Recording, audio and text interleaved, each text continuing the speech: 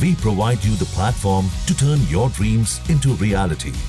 Give wings to your aspirations with KR Mangalam University.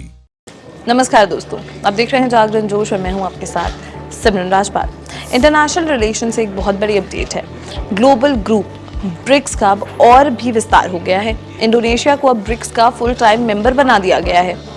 Brazil के Rio de Janeiro में हुए 17th BRICS summit में leaders ने announcement की।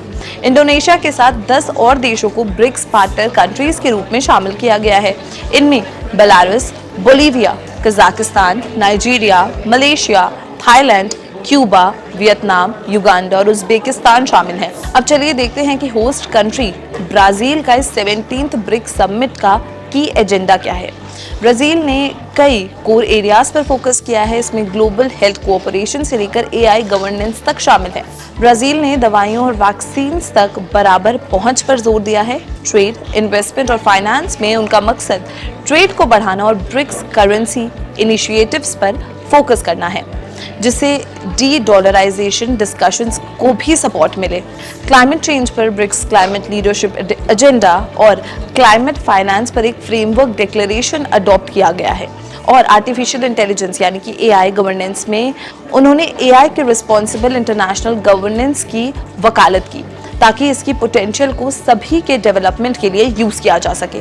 Multilateral peace and security architecture पर Brazil ने ग्लोबल पीस सिस्टम के रिफॉर्म को प्रमोट किया और इंस्टीट्यूशनल डेवलपमेंट में उनका फोकस एक्सपैंडेड ब्रिक्स फ्रेमवर्क के इंटरनल मैकेनिज्म्स को मजबूत करना था।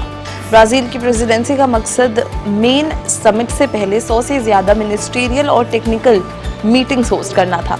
ये उनकी चेयरमैनशिप के प्रति कॉम्प्रिहेंसिव और कंसल्टेटिव अप्रोच को दर्शाता है।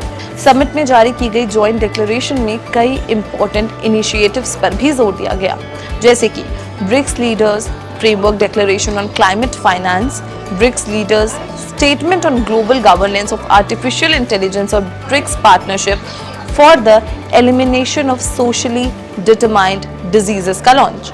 BRICS session on peace and security के दौरान प्राइम मिनिस्टर नरेंद्र मोदी ने इस विस्तार को ब्रिक्स की बदलते वक्त के साथ इवॉल्व होने की क्षमता का प्रतीक बताया।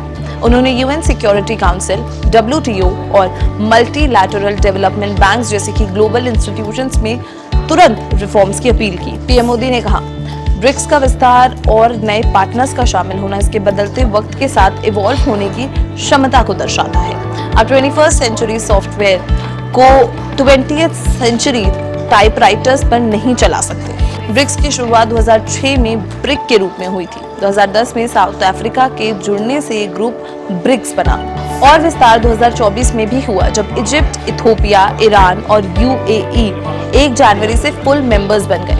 अब जनवरी 2025 में इंडोनेशिया फुल मेंबर बना है, जबकि Belarus, Bolivia, Kazakhstan, Cuba, Malaysia, Nigeria, Thailand, Uganda और उज्बेकिस्तान को पार्टनर कंट्रीज के रूप में शामिल किया गया है। तो ब्रिक्स का ये विस्तार ग्लोबल जियोपॉलिटिक्स और इकोनॉमी में एक बड़ा बदलाव ला रहा है। ये दिखाता है कि कैसे इमर्जिंग इकोनॉमीज ग्लोबल गवर्नेंस में अपनी भूमिका बढ़ा रही हैं। आज के लिए बस इतना ही। ऐसे ही और इन्फॉर्मेटिव वीडियोस के लिए देखते रहें जागरण जोश।